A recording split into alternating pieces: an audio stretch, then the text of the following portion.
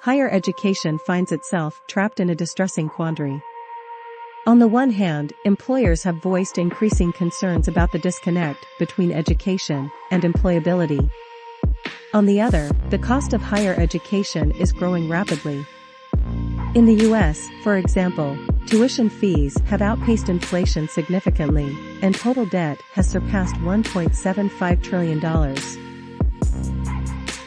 It should come as no surprise that public opinion of higher education in the US has plummeted in recent years, and academic institutions find themselves embroiled in an increasingly polarized debate.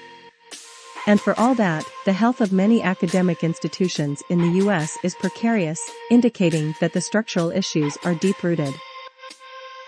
The problems are global too. Many nations subsidize higher education significantly, and government expenditures are high as 2.5% of GDP, while the employability gap is often even more pronounced than in the US. Employers are beginning to react in two ways. First, they are relying less on a college education. The number of jobs requiring an undergraduate degree dropped by 45% in the US in the first year of the pandemic. Second, major companies are trying alternate educational pathways to employment. Most industries would have declared an emergency under such circumstances, and academia should.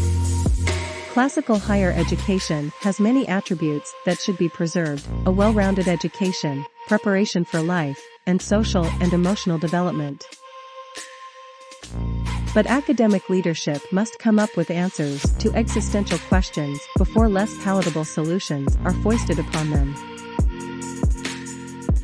In September 2022, there was a white paper published that describes an alternative model for baccalaureate education in fields such as computer science and business. They propose several structural, pedagogical, and curricular changes for a conceptual new educational institution. The NEI is intended to be primarily residential, but teaching will be based on a so-called flipped classroom model, almost exclusively. In flipped classrooms, lecture material is presented digitally, and actual class time is dedicated to discussions, hands-on problem-solving, labs and coaching. Online content can be drawn from many existing sources, and the NEI can partner with other similar institutions and a mothership institution to shape this content.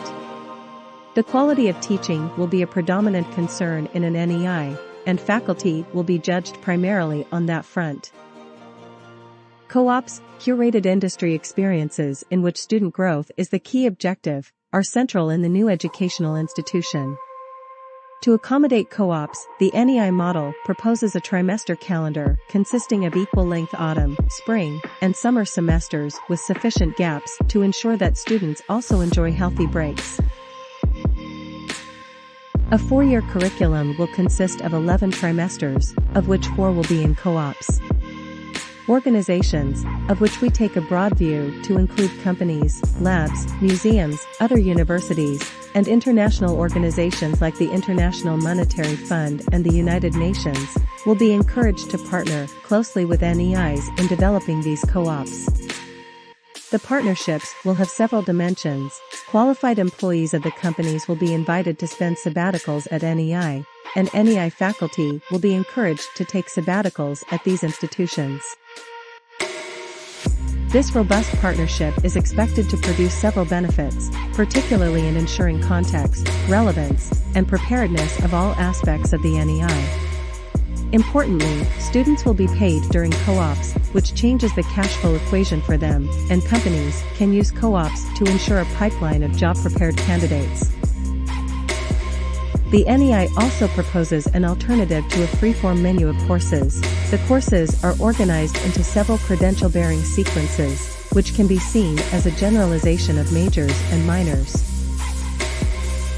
A degree is comprised of 5 to 6 credential-bearing sequences, and each credential carries independent value within the degree.